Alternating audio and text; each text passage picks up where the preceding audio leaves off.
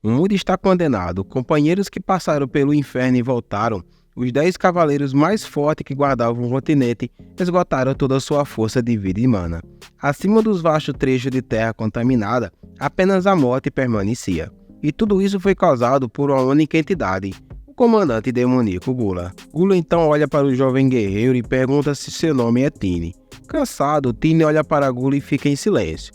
Gula fala que deve admitir que Tini é forte. Contudo, ele já deveria estar ciente de que essa força dele está longe de ser suficiente para derrotá-lo. Mas Tini não irá desistir facilmente. Com o resto da força que lhe resta, ele desfere um forte golpe chamado Golpe do Trovão contra Gula. No entanto, Gula é muito forte e defende apenas com um braço. Gula então fala para Tini desistir, pois seus esforços são inúteis. Deixando Tini ainda mais irritado, ele manda Gula calar a boca e usa outro golpe chamado Meteoro da Objulgação, conseguindo finalizar o comandante Gula. Tini comenta que finalmente agora terá um pouco de paz, mas o que ele não esperava é que ele ficaria bastante ferido, o que faz acreditar que não conseguirá resistir aos ferimentos, pois está quase sem mana. Então ele começa a pensar que tudo estava errado desde o início, pois seu treinamento de mana era conhecimento exclusivo de distintos cavaleiros da nobreza. Por isso ele teve que superar inúmeras falhas, avançando mais lentamente do que todos, subindo ao topo dos cavaleiros desde o fundo. Tini sempre acreditou que poderia superar esses desafios, mas agora começa a questionar se esse era realmente o caso. Se apenas pudesse ter treinado com os métodos adequados desde o início, ele acredita que poderia ter salvo o continente e todo mundo teria sido poupado. A mana que restava em Tini desaparece, deixando-o em condição de exaustão. Ele começa a lembrar do quão poderoso era o comandante demoníaco Gula, percebe que Gula era o sétimo entre todos os comandantes. Isso faz com que Tini reflita sobre o quão poderosos eram os outros comandantes e principalmente o rei demoníaco. Ele não consegue nem imaginar o quão poderoso o rei demoníaco pode ser. Apenas a ideia de enfrentar tal nível de poder o deixa assustado e incerto sobre o futuro do mundo. Logo em seguida, Tini ouve alguém chamando pelo seu nome. Ao olhar para trás, ele vê que é o imperador da espada, Argásio von Valentia. Ele comenta perguntando se von Valentia estava vivo. Ele responde que sim, mas em breve estará morto, pois quase não tem mais forças. No entanto, antes de partir, ele gostaria de fazer uma pergunta para Tini. Von Valentia pergunta por que Tini não fugiu dessa batalha. Confuso, Tini pergunta de que ele está falando.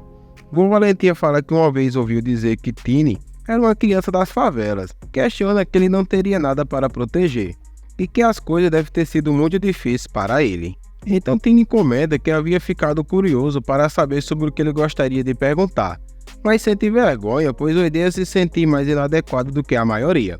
Ele acredita que um homem deve se manter confiante em qualquer lugar, e por isso nunca fugiria, pelo amor de Deus, fazendo assim Von Valentia sorrir. Tini então comenta que parece que ela ainda tem muita força, já que ele está sorrindo. Von Valentia responde que ele deveria confiar no talento que fez de Tini um dos 10 cavaleiros mais fortes, apenas com orgulho, e que se ele retornar, deve encontrá-lo. Tini pergunta sobre o que Von Valentia está se referindo ao dizer para encontrá-lo. Então Von Valentia comenta que é claro que se Tini o visitar imprudentemente no passado, ele não irá acreditar na sua identidade. E em seguida, Von Valentia decide contar um de seus segredos para Tini. O nome de nascimento da sua filha era Lilia, e o nome veio de uma flor que ele e sua esposa gostavam muito. No entanto, a verdade é que ele nunca gostou dessa flor, e essa que é a parte mais importante. E pede para Tini não esquecer disso, e pede para que ele o encontre no passado o mais rápido possível. De repente, o corpo de Tini começa a desaparecer, o deixando confuso sem saber o que está acontecendo.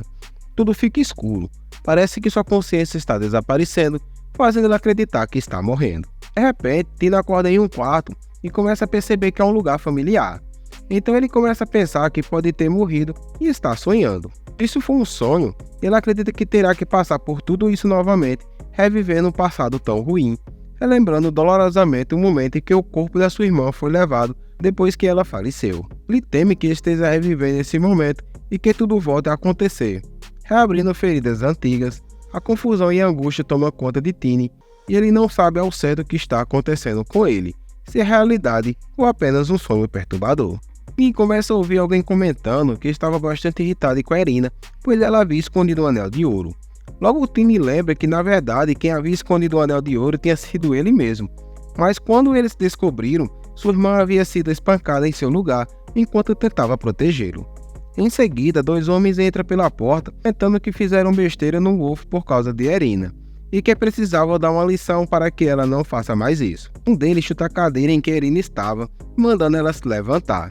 E Tini percebe que mal havia sobrevivido com seu corpo frágil e que sua irmã havia morrido enquanto o protegia, que ela havia ficado ao seu lado mesmo estando ferida.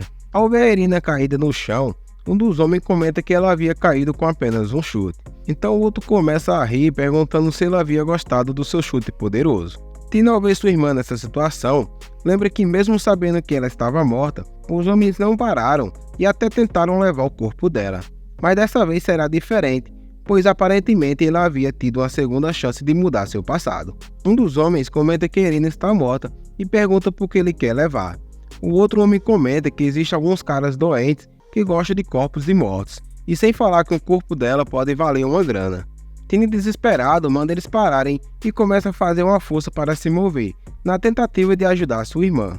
Nesse momento, algo estranho acontece com suas mãos, e ao olhar para ela, percebe que é algo diferente dessa vez. Elas estão brilhantes, como se ele pudesse controlar sua mana. Sem perder tempo, Tini salta em direção aos homens, arremessando-os para longe e abraçando o corpo de sua irmã. Os homens ficam bastante irritados e perguntam se Tini também queria morrer, partindo para cima dele e desferindo vários golpes. Após um tempo, eles decidem ir embora e mandam Tini ficar com o corpo de sua falecida irmã. Ele então percebe que está diferente dessa vez, que o fim dos pesadelos que teve até agora foi diferente. Ele fica sem entender porque tudo mudou repentinamente e também percebe que nessa idade ele não podia manipular a mana. Então Tini lembra que Von Valentim havia dito para ele: venha me encontrar quando você retornar, fazendo acreditar que Von Valentim realmente o havia enviado para o passado. Tini então começa a desconfiar que isso não é um sonho e que ele pode mudar o passado e ter um novo futuro. Então vê a mana mexendo de suas mãos, percebe que não era capaz de manipular a mana nessa idade. Então ele comenta consigo mesmo, já que é assim, que realmente não é um sonho, ele se pergunta por que aquele velho estúpido não o enviou para um momento mais avançado no tempo, quando o seu corpo estaria mais forte, em vez de quando ele era uma criança frágil. Logo Tini percebe que está ciente de que está apenas desabafando inutilmente, pois o Imperador da Espada não confiava em seu próprio poder. Ele pode considerar essa situação como uma chance de deixar sua irmã descansar em paz, já que ele não conseguiu fazer isso na sua vida passada. Tini comenta que depois de se vingar dos homens que mataram sua irmã, cumprirá sua missão. Ele revela que o desgraçado responsável pela morte de sua irmã foi o Wolf, e que em sua vida passada quase o matou quebrando sua espinha. No entanto, dessa vez ele terá sua vingança de forma adequada. Mas antes de prosseguir com seu plano de vingança, Tini percebe que precisa levar sua irmã para outro lugar. Então, ele leva sua irmã para uma igreja para que ela tenha um enterro digno. Tini comenta que eles não eram conectados por sangue, mas que tinham algo em comum, que eram os olhos e os cabelos negros, que era uma visão rara para o continente. Ele logo lembra que muitas pessoas entre os invasores o evitavam ou o prejudicavam por causa disso. No entanto, seu irmão o consolava dizendo que ele lembrava seu irmão perdido, e que por isso o havia nomeado de Tini e sempre cuidando dele com amor e carinho. Emma, amiga de Irina, lembra que após chegar no quarto, ela encontrou Tini se alimentando ao lado do corpo de sua irmã. Ela fica assustada ao perceber que os ferimentos de Tini se curaram instantaneamente, e logo ele pegou sua irmã e se dirigiu à porta. Emma pede para que ele pare, pois ele também estava ferido, mas Tini responde que está tudo bem e que ele está muito melhor agora. Então Emma comenta que não sabe por que Tini só escutava Irina e nunca ela. Nesse momento, Tini olha para Emma, agradece pela comida e por ter cuidado dele, e promete que um dia irá devolver esse favor. E em seguida, Tini saiu carregando sua irmã, e agora eles estão aqui, todos juntos no funeral de Irina. Um mês depois, após o enterro de Irina, ele parece estar muito mais forte do que antes. Ao avistar uns homens protegendo o portão, Tini pergunta onde está o Wolf. No entanto, um dos homens fica irritado e pergunta como ele ousa falar esse nome. Ao tentar agredi-lo, Tini pega em seu braço e o quebra facilmente, deixando-o caído. Em seguida, Tini vai em direção a outro homem, que fica bastante assustado, mas ainda tenta enfrentá-lo, agarrando-o pela camisa. No entanto, o homem não consegue sequer tirar Tini do chão, ficando confuso com o fato daquele garoto ser tão pesado. Tini olha para ele com um sorriso no rosto e comenta que ele deveria desistir. Logo em seguida ele dá um chute. Tini comenta que seu corpo de mana tomou o lugar do seu corpo físico, algo que ele não tinha sido capaz de fazer em sua vida passada. Ele explica que fundiu a cópia do seu corpo feito de mana com o seu corpo físico, criando assim uma união perfeita entre os dois. Essa fusão permite que ele se torne mais poderoso graças às interações dos dois corpos. Essa técnica secreta é o núcleo principal do desenvolvimento de Tiny e é exatamente poderosa. No entanto, para que ela tenha efeito, ele precisa comer muito mais do que o normal, o que assustava a Emma ao vê-lo comer tanto. Então Tiny começa a explicar para aquele homem que percebeu algo depois de recriar seu corpo de mana. O homem, desesperado para fugir, pergunta o que é um corpo de mana. Tiny explica que é apenas um despertar de mana e que tem uma maneira mais fácil de encontrar seu lugar em corpos danificados. O homem, ainda sem entender, pergunta o que ele quer dizer. Em resposta, Tiny agarra o homem pela perna e agradece por ele ter bagunçado o seu corpo, o deixando mais poderoso. Em seguida, ele o arremessa para dentro da mansão, onde havia vários outros capangas de Wolf. Todos os capangas, ao ver aquele homem caído, suspeitam que é um intruso, e então Tiny entra pela porta, deixando todos confusos, pois ele era apenas uma criança e nem sequer tinha uma arma.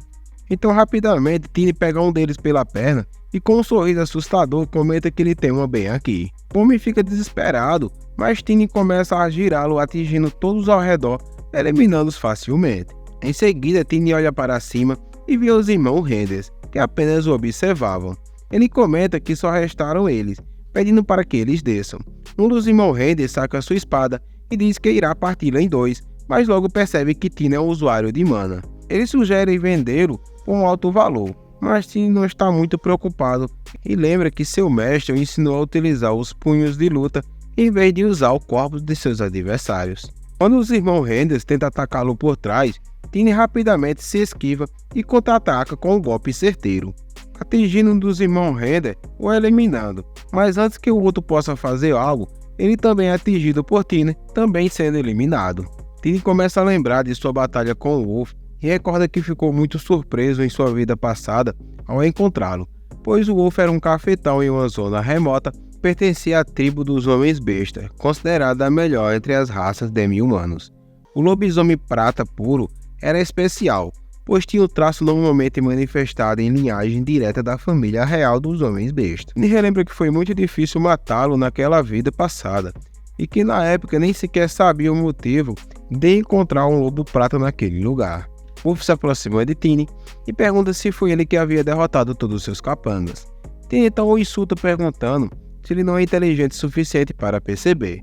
Isso deixa o Wolf bastante irritado e comenta que irá arrancar a língua de Tiny fora, e em seguida começa a se transformar em um lobo feroz. No entanto, dessa vez algo diferente, pois o Wolf não tem pelos cinzas, como na vida passada. Tiny pergunta ao Wolf que tipo de cachorro ele havia se tornado, o que deixa o Wolf ainda mais irritado, pois ele não gostava de ser chamado assim. Em seguida, o Wolf parte para cima de Tiny, mas ele é ágil e consegue se esquivar dos ataques. Tiny percebe que o Wolf está diferente. Seus ataques não eram tão fortes quanto ele imaginava, e nem sequer se comparava com o Wolf que ele havia enfrentado na sua vida passada. Rapidamente, Tiny aprende os padrões de ataque de Wolf e utiliza sua mana para contra-atacá-lo. Ele lembra de ter aprendido a lutar contra homens-lobo com um velho companheiro que também era um homem-fera. O Wolf o ataca novamente, ainda mais furioso, mas Tiny se esquiva rapidamente e desfere vários golpes contra o Wolf, fazendo com que ele se transforme de volta a um homem normal. O Wolf, desesperado, pergunta por que Tiny está fazendo aquilo com ele e o que é que ele quer. Tiny, irritado, manda ele calar a boca e diz que dessa vez não apenas o arrancará sua espinha. Em seguida, Tiny pede para que o Wolf peça perdão à sua irmã pelo que ele havia feito. Quando Tiny estava prestes a atacá-lo novamente, Wolf começa a pedir desculpas para sua irmã. Tiny comenta que ele bem poderia levar a cabeça de Wolf para o túmulo de sua irmã como uma oferenda, mas ela não iria querer ver o rosto dele depois de tudo que ela passou. Nesse momento, Tiny nota uma pedra ao seu lado que chama sua atenção, pois ele nunca tinha visto antes em sua vida. Ao pegá-la, um poder começa a emanar de dentro dela. Tiny começa a lembrar que em sua vida passada, uma elfa o havia levado para uma floresta e mostrado as criaturas espirituais que viviam lá. Ela explicou que uma criatura espiritual é uma vida que nasceu após acumular mana pelo menos um século, e que esses tipos de espíritos animais eram raros. A elfa mostrou a ele que é possível aprisioná-los em uma pedra especial chamada de Pedra Espiritual, parecida com a pedra que ele havia acabado de encontrar. Tiny fica sem entender como o lobisomem estava com um item tão precioso e estranho, já que o lobo aprisionado na pedra estava emanando um ki demoníaco, normalmente associado a pedras espirituais demoníacas. Mesmo assim, ele decide libertá-lo, quebrando as correntes com o soco envolvido de mana. O lobo finalmente se liberta, deixando Tiny impressionado com o tamanho daquela criatura. Ele começa a ter lembranças da criatura que acabou de libertar, vendo que o lobo estava cercado de homens estranhos, todos com ki demoníacos. Esses homens haviam eliminado um lobo e aprisionado seu espírito na pedra e entregando para o garoto. Tiny logo percebe que esses homens estavam criando homens bestas, fazendo as pessoas absorver as pedras espirituais para se tornarem lobisomens. Ao olhar para o Wolf, Tiny percebe que na verdade eles foram criados também, mas dessa vez ele chegou cedo demais e o Wolf não conseguiu absorver completamente a pedra. Quando o lobo estava prestes a eliminar o Wolf, Tiny pede para que ele pare e logo percebe que o lobo conseguia entendê-lo. Tiny fica maravilhado, pois tinha certeza de que não tinha talento para domar o espírito. A elfa havia explicado que para domar o espírito era necessário ter uma alma pura e mana suficiente, e que apenas uma criança poderia fazer isso. E agora ele se tornou uma delas. E logo percebe que quando quebrou a corrente, sua mana entrou na pedra espiritual, permitindo com que ele se comunicasse com o lobo. Como consequência, os dois podiam fazer um contrato. Diferente da magia, esse contrato não exige que ele se mantenha focado no espírito, mas ele forneça ao lobo apenas mana suficiente para sobreviver. Ele se tornará seu aliado valioso. Além disso, a força do domador de espírito tem um grande impacto no crescimento do espírito, tornando-os mais fortes. Essa é uma das razões pelas quais Estina era uma das melhores entre os 10 cavaleiros. Ou quando Tina estava prestes a fazer um contrato com o lobo, ele se recusa e pede um favor antes, que Tiny se vingue de quem o havia prendido. Tiny logo concorda e fala que estava planejando eliminar todos os relacionados com o ki demoníaco, mesmo que os dois fechem um contrato. Tiny logo percebe que terá que dar-lhe o nome e decide chamá-lo Lobo Lunar. Após o Wolf estar se lamentando bastante, Tiny o chuta e manda ele ficar quieto. Perguntando sobre o garoto que havia dado a pedra espiritual, ele suspeita que o garoto pode ser um adorador de demônios, mas o Wolf não responde e Fizz está fora de si. Então Tiny pede para que o lobo o acorde. Quando o Lobo Lunar parte para cima de Wolf, ele entra em desespero. Tiny insiste novamente em saber sobre o garoto e aonde ele encontra a organização. Wolf responde que a organização está localizada em um local sombrio. Começa a falar que eles não vão deixá-lo ir tão facilmente com essas informações, mas logo em seguida ele explode. Tiny logo percebe que os adoradores de demônio colocaram um feitiço em sua boca. Caso se ele tentasse contar algo sobre eles, ele simplesmente explodiria. Ao olhar para a parede, Tiny percebe algo brilhando. Ele usa o corpo de Wolf para quebrar a parede, revelando uma passagem secreta. Ao entrar na passagem secreta, Tiny encontra várias riquezas, mas ele só interessa pelo anel da família Valentia, pois pretende utilizá-lo para ganhar a confiança da família. Tiny então lembra que em sua vida passada, uma jovem garota o viu caído quando criança e havia lhe dado um anel, pedindo para que ele procurasse ela com o anel, que ela o ajudaria. Esse anel era exatamente o anel que havia encontrado na sala secreta. E logo lembra que todo mundo no Império de Aslan conhecia ela por Chloe von Valentia. Chloe era a filha mais nova do Imperador da Espada de Asgard von Valentia. Ela era bem conhecida por sua gentileza e generosidade desde quando era criança, sendo chamada de Anjo Valentia. Mas tudo mudou quando ela atingiu 16 anos, a maioridade. E de acordo com a cultura da família Valentia, as crianças que chegaram à maioridade deveriam colocar flores em cada templo do Império, tornando-se seus nomes conhecidos. Foi por esse motivo que ela havia conhecido Tiny em Vander, no distrito das Luzes Vermelhas de Feldpilz, localizado nas fronteiras de Ducado. Sua vida passada, Tiny não conseguiu pegar o anel de volta porque demorou muito para conseguir sua vingança, e também era difícil conseguir ajuda. Mas dessa vez o anel está em sua posse, e agora será bem mais fácil encontrar o Imperador da Espada. Tiny então pensa onde o Imperador da Espada pode estar nesse momento. Logo em seguida, alguém entra na casa. Tiny percebe que era um grupo de pessoas e uma delas parecia diferente, parecia um tipo de cavaleiro. Então ele percebe que é o comandante dos guardas do castelo externo de Phyllis. Os homens comentam para o guarda que quem fez aquilo foi um garoto e ele era um usuário de mana. O comandante pergunta como apenas uma criança pode ter feito essa confusão toda. O homem desesperado insiste que não estão mentindo e pede sua ajuda para resolver o problema. O comandante olha furioso para eles e diz que já mandou eles parar de inventar mentiras. Porém, ao ver um dos subordinados de Wolf desmaiado, ele percebe que pode usar isso como desculpa para aumentar sua taxa de proteção. Nesse momento, Ele percebe que alguém está descendo as escadas e vê que era realmente um garoto como os homens haviam falado. Então o comandante pergunta se foi realmente ele que derrotou os subordinados de Wolf e Tilly responde que sim. Galera, obrigado a todos que acompanharam até aqui. Peço que deixem um like e se inscrevam no canal, além de deixar um comentário legal, que nos ajuda muito a continuar produzindo nossos conteúdos.